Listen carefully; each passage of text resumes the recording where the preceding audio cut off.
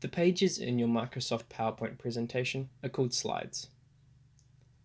Each slide will have its own purpose and therefore will have its own content, its own heading, and its own look.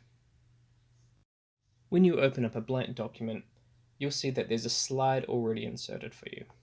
It'll have two boxes, one which will say click to add title and one which will say click to add subtitle. To add a new slide into your presentation, go to the Home tab and then select Slides. You can choose a new slide, and this will bring up a drop-down of different options. The slide designs that you'll see in this drop-down each have their own specific purpose. Make sure that you check the content of your slide with these styles. If you want to make your own style, you can select the blank function and then insert text boxes and images to create your own. Microsoft PowerPoint is different to Word, as it doesn't have a preset field where you can start typing text. What you need to do is insert a text box.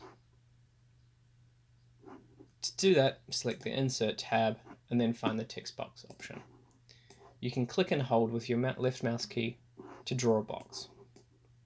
Once you're in that box, you can type whatever you want into it and format it as you would a regular document.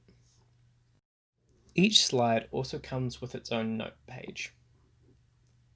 Now, when you're giving a presentation, you only want key pieces of information and images up on your slide. Too much text, and the audience won't bother reading it. Also, if you have too much text, it might detract from you, the speaker, who's doing the presentation. You can use the Notes section to add extra information into your slide that you can remember should you be giving that speech. These can also be seen when printed off. The Notes section is at the bottom of your window, and you can adjust the window by selecting on it and dragging it up or down.